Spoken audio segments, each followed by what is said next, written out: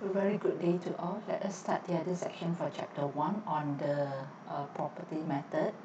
So as I mentioned to you earlier, property method is actually a thermodynamic model that you have learned in chemical engineering thermodynamic subject. So let's have the revision for our previous session. So you have actually try to familiarize with the environment in the Aspen Plus. So there are 3 tabs. If you can observe, we have actually go through the property tab and also simulation tab. So under property tab, you have selected the component. Remember, you have selected ammonia, methylbromide, and also water. And after that, you have actually selected the property method. Of course, this property method is given in the user guide as being Robinson. So you just need to select accordingly and generate the properties before you entering the simulation tab, if you still remember. So under the simulation tab, what you need to do is you create the flow sheet, and once you have created the flow sheet, by right, with the detailed operating condition of each unit operation and also streams, then you can run your simulation.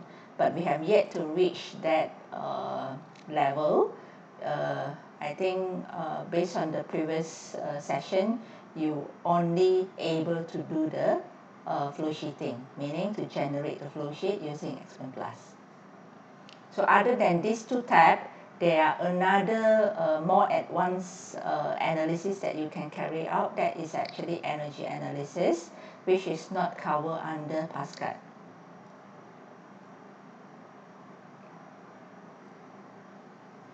So our focus for today is to select the property method. That means I'm going to go through some of the guidelines with you on the selection of property method. So of course, upon the completion of this session, you are able to select the correct thermodynamic package for the process that you are going to simulate. So this is the environment in Xpen Plus for you to select the correct property method. So if you refer here, they are method filter, right? So if you choose a common method, then the thermodynamic model available in the list is your desired model, then it's fine. You can just choose common. But if you couldn't find the desired thermodynamic model in the list, when you choose common method, then you have to change it to all. Okay, you can actually, there's a list over here. You can just click and the list will pop up and you can choose all, so that you can have all the methods available in Xpen Plus for you. So next, why is it so important to select an appropriate thermodynamic model? So the reason, of course, if you have selected a wrong thermodynamic model, okay, refer to the third point. If you have selected the wrong thermodynamic model, then your simulation result won't be accurate.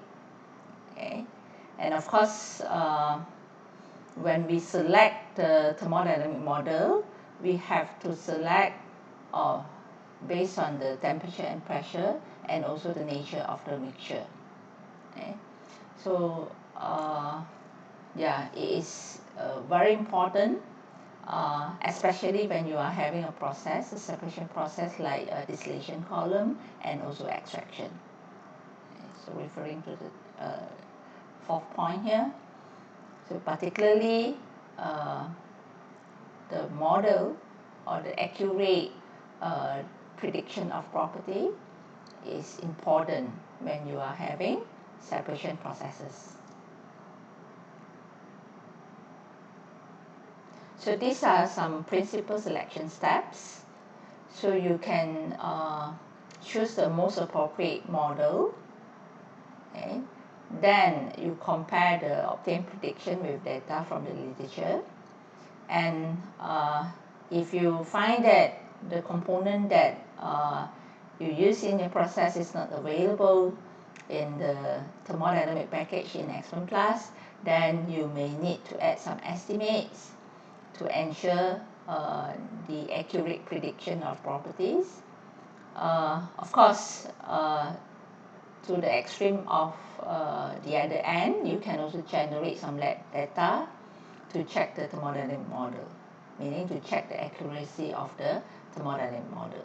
So in your case, because this is PSCAD is your first subject in your undergraduate level, and you are only focusing on choosing the thermodynamic model based on the recommendation from the literature. Okay. So the sources for you to get the information, meaning to get which model is actually appropriate for your process, of course you can base on publication and also professional literature. You can also refer to the simulator reference manual. For example, for X1 Plus, under X1 Plus, there are also method assistants to guide you through in the thermodynamic model selection. And you may refer to some data bank and also rule of thumbs for the selection of property method. So types of model, commonly we have two types: EOS model, equation of state model, and one of the simplest EOS model is actually ideal gas law. And we have the other side on your right is activity model. Okay? So they are good for the mixture with certain characteristics. For example, for EOS model is not able to predict the properties for non-ideal liquid. It is consistent in critical region, and it can represent both vapor and liquid phases, and the parameter can be extrapolated with temperature. So these are the characteristics for EOS model. While if you look at activity coefficient model, it is actually good for highly non-ideal model. So this is the question that you should ask yourself when you are having a system for the selection of either EOS model or activity coefficient model. So the first question that you should ask is, do you have any polar component in the system? Then if yes, then another question is, are the operating conditions near the critical region? So if no, then you proceed to ask yourself another question: do you have light gases or supercritical component in your system? So if yes, then only you can use the activity coefficient model with Henry's law. So this is the simple guideline to guide you through for the selection of either EOS or activity coefficient model. So these are the lists of models under EOS, activity models, and also some special models.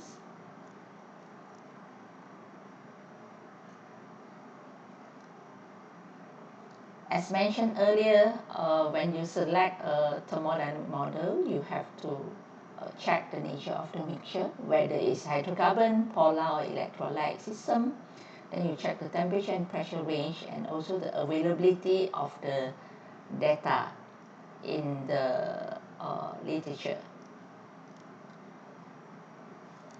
So these are some selection guidelines recommended by some renowned researchers, especially in chemical engineering thermodynamics.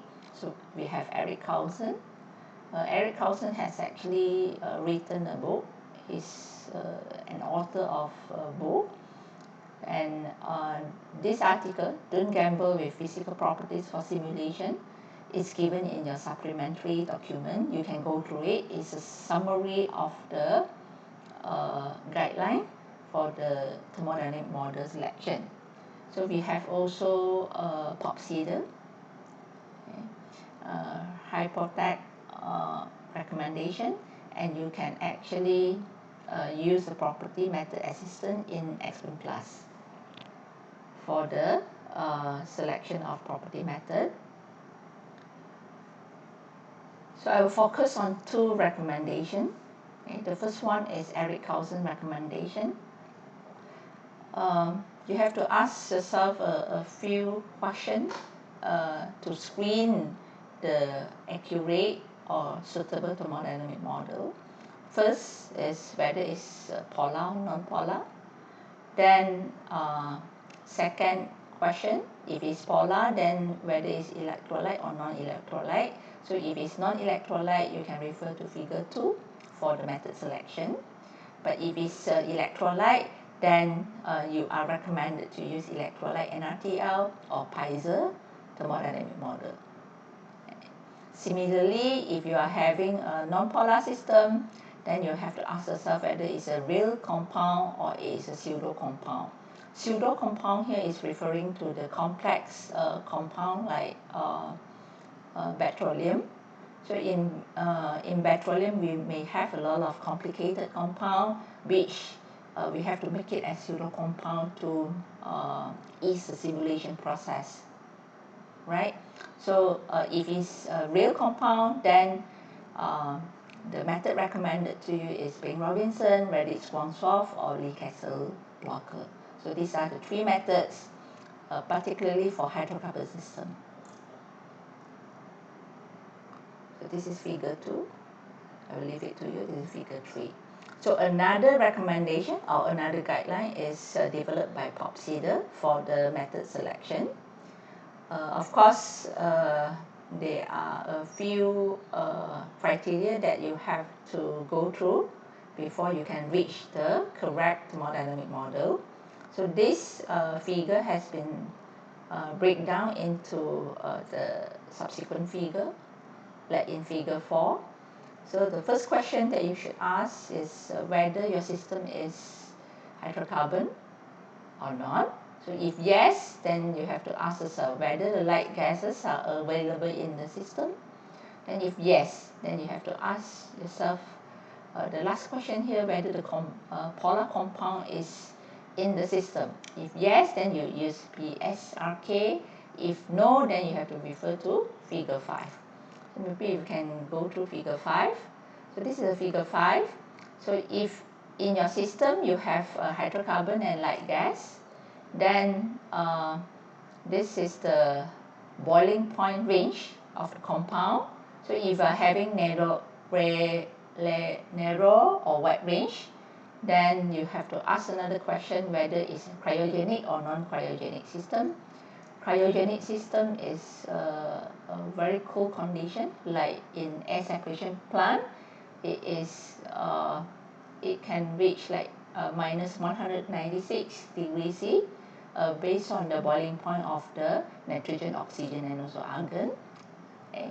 So once it is cryogenic, then another question is whether it's near critical or non-critical. So if it's a near critical point, then Bain-Robinson is recommended. If it's not, then PR, Bain-Robinson also can be used, or you can use BWRS to predict the properties of your system. Right? So these are the lists given under hypothetical recommendation. It's actually recommended based on the system itself, not the compound. So for example, air separation here, air separation system involving air, then the recommended model is PR or PRSV. So this is a continue from the list given by Hypotech. And the last method here is the method assistant that is available under the properties tab of X1 Plus.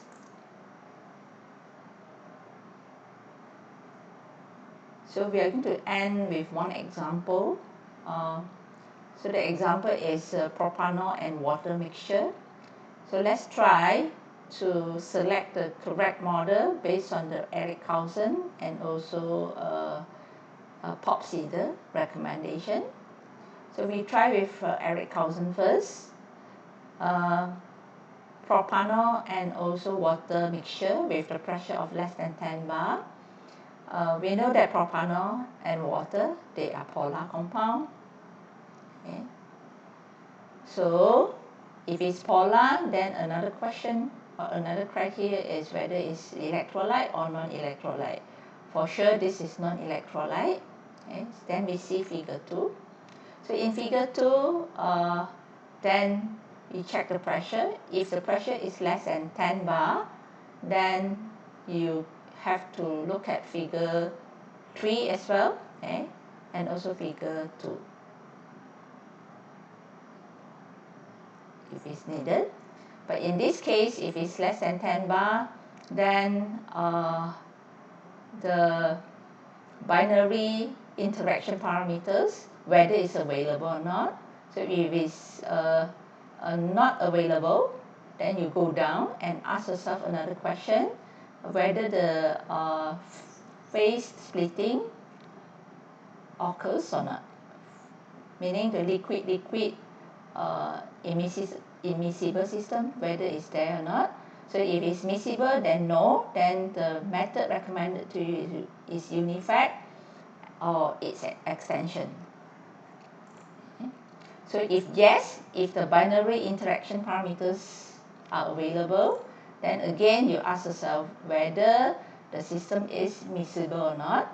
If it's miscible, then there's no phase splitting, then you go to no, and this is the recommended method. So the other recommendation is PSCAD. Again, we are going to see for one propanol and water system, which is less than 10 bar, what is the suitable model. So let me run through. So it is whether it's hydrocarbon system, yes. So whether the light gas is available, no, because we don't have light gases here. We have only propanol and water. Then whether the compound is polar or not, yes. Then we see figure 6. So under figure 6, we know that we are having a polar compound with hydrocarbon. Then BIP here is referring to the binary interaction parameters. So if it is available, then you ask whether they are phase splitting or not. If no, then you go for Wilson method. If the binary interaction parameters are available, are not available, then the recommended method is unifact.